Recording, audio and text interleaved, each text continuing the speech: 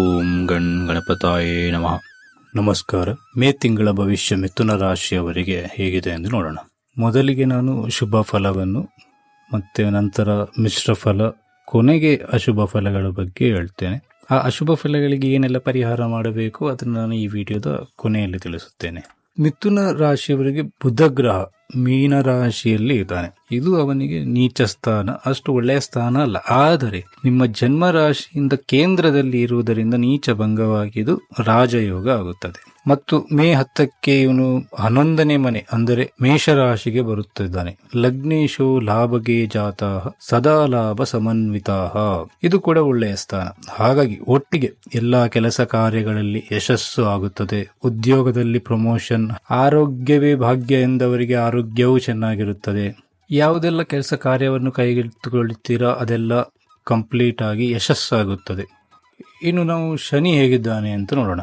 ಭಾಗ್ಯೇಶು ಭಾಗ್ಯಭಾವಸ್ಥೆ ಬಹುಭಾಗ್ಯ ಸಮನ್ವಿತ ಅಂದರೆ 9ನೇ ಮನೆಯ ಅಧಿಪತಿಯಾದ ಈ ಶನಿ 9ನೇ ಮನೆಯಲ್ಲೇ ಇರುವುದರಿಂದ, ಅದು ಕೂಡ ಕುಂಭರಾಶಿ, ಅವನ ಮೂಲ ತ್ರಿಕೋನ.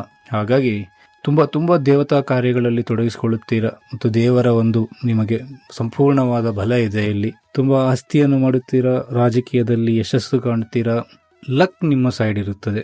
ಯಾವುದಾದರೂ ಲಾಟ್ರಿ ಎಲ್ಲ ತೆಗೆದುಕೊಳ್ಳೋದಾದರೆ ಇದೆಲ್ಲ ಒಳ್ಳೆಯ ಸಮಯ. ಇನ್ನು ಮುಂದೆ ಹೇಳುವುದಾದರೆ ಷಷ್ಠೇಶೋ ದಶಮ ಭಾವೇ 6ನೇ ಮನೆಯ ಅಧಿಪತಿಯಾದ ಕುಜಗ್ರಹವು 10ನೇ ಮನೆಯಲ್ಲಿ ಇರುವುದರಿಂದ ಶತ್ರುಗಳ ನಾಶ ಆಗುತ್ತದೆ.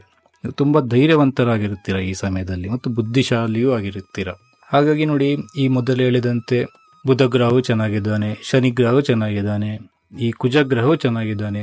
ಸೊ ಬುಧ ಗ್ರಹ ತೋರಿಸಿದಂತಹ ಯಶಸ್ಸನ್ನು ಶನಿಗ್ರಹವು ಭಾಗ್ಯದಿಂದ ಬಂದು, ಕುಜಗ್ರಹನು ಧೈರ್ಯದಿಂದ ಬಂದು, ಈ 3 ಗ್ರಹಗಳು ನಿಮಗೆ ಈ ಸಮಯದಲ್ಲಿ ತುಂಬ ಒಳ್ಳೆಯ ಕಾರ್ಯವನ್ನು ಮಾಡಿಕೊಡುತ್ತವೆ. ಹಾಗಾಗಿ ನಿಮಗೆ ಯಾವುದೇ ಇದಕ್ಕೂ ಹೆದರಬೇಕಾಗಿಲ್ಲ. ಎಸ್ಪೆಷಲಿ ಉದ್ಯೋಗದಲ್ಲಿರುವವರಿಗಂತೂ ಏನು ತೊಂದರೆ ಇಲ್ಲ. ಯಾಕೆಂದರೆ ಏನೇ ಕಷ್ಟ ಕಾಲ ಬಂದರೂ ಇಲ್ಲಿ ಕುಜಗ್ರಹವು ಧೈರ್ಯವಂತನಾಗಿರುವುದರಿಂದ ನಿಮಗೆ ತುಂಬ ಸಹಾಯ ಮಾಡ್ತಾನೆ ಅವನು.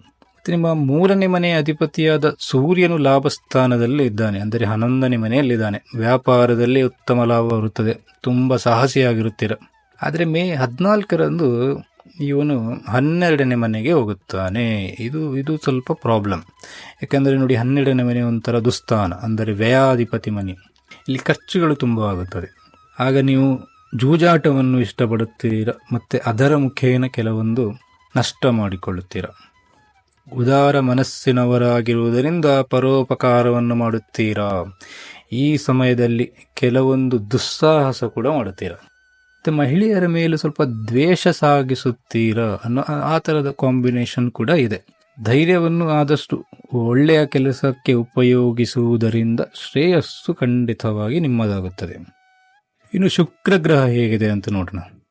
ನಿಮಗೆ ಶುಕ್ರ ಗ್ರಹವು 5ನೇ ಮನೆ ಅಧಿಪತಿಯಾಗಿರುತ್ತಾನೆ. ಅಂದರೆ ಈ ಸಂತಾನದ ಬಗ್ಗೆ, ಪುತ್ರ ಅಥವಾ ಪುತ್ರಿ ಇವರು ಖರ್ಚಿಗೆ ಕಾರಣವಾಗುತ್ತಾರೆ. ಯಾಕೆಂದರೆ 5ನೇ ಮನೆಯ ಅಧಿಪತಿಯಾದ ಶುಕ್ರನು 12ನೇ ಮನೆಯ ವ್ಯಯಸ್ಥಾನದಲ್ಲಿ ಇರುವುದರಿಂದ ಅವರ ಉನ್ನತ ವಿದ್ಯಾಭ್ಯಾಸಕ್ಕೆ ಸ್ವಲ್ಪ ಖರ್ಚಾಗಬಹುದು, ಅಥವಾ ನಿಮ್ಮ ಉನ್ನತ ವಿದ್ಯಾಭ್ಯಾಸಕ್ಕೆ ಲೆಕ್ಕಕ್ಕಿಂತ ಜಾಸ್ತಿ ಖರ್ಚಾಗಬಹುದು. ನೋಡಿ, ಈ ಶುಕ್ರನು ಮಿಥುನ ರಾಶಿಯವರಿಗೆ 12ನೇ ಮನೆಯ ಅಧಿಪತಿಯೂ ಹೌದು. ಆದರೆ ಅವನು ಸ್ವಗ್ರಹದಲ್ಲಿ ಇರುವುದರಿಂದ ಒಳ್ಳೆಯ ವಿಷಯಕ್ಕೆ ಖರ್ಚಾಗುತ್ತದೆ. ಇನ್ನು ಗುರು ಹೇಗಿದ್ದಾನೆ ನೋಡಿ, ಅವನು ಕೂಡ 12ನೇ ಮನೆಯಲ್ಲೇ ಇದ್ದಾನೆ.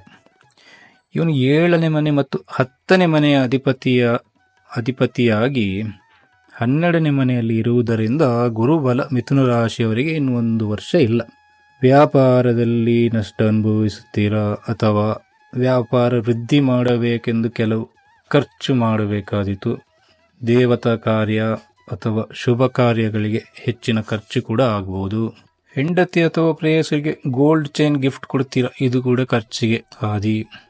ಶುಕ್ರ ಮತ್ತು ಗುರು ಗ್ರಹಗಳು ಸೌಮ್ಯ ಗ್ರಹವಾದ್ದರಿಂದ ಆದಷ್ಟು ಖರ್ಚು ಒಳ್ಳೆಯ ಕೆಲಸಕ್ಕೆ ಆಗುವ ಪ್ರೊಬ್ಯಾಬಿಲಿಟಿ ಇದೆ. ಇನ್ನು ಈ ಗುರುಬಲ ಇಲ್ಲದೆ ಇರುವುದರಿಂದ ನೀವು ಕೆಲವೊಂದು ಪರಿಹಾರ ಕ್ರಮವಾಗಿ ದೇವರ ಆರಾಧನೆಯನ್ನು ಮಾಡಬೇಕು. ಗಣಪತಿಯ ಆರಾಧನೆ, ದೇವಿಯ ಆರಾಧನೆ, ಅದರಲ್ಲಿ ಕೂಡ ಲಕ್ಷ್ಮಿಯ ಆರಾಧನೆ ನೀವು ಮಾಡಬೇಕು.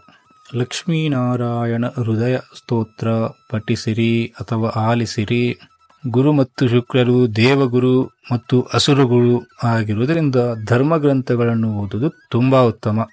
ಹೀಗೆ ಈ ಮಿಥುನ ರಾಶಿಯವರಿಗೆ ಮೇ ತಿಂಗಳ ವಾರ ಭವಿಷ್ಯ ತುಂಬ ಮಿಶ್ರ ಫಲವಾಗಿದೆ. ಅಂದರೆ ಉತ್ತಮ ಫಲಗಳು ಇದೆ, ಮಿಶ್ರ ಫಲನೂ ಇದೆ, ಮತ್ತು ಅಶುಭ ಫಲನೂ ಇದೆ.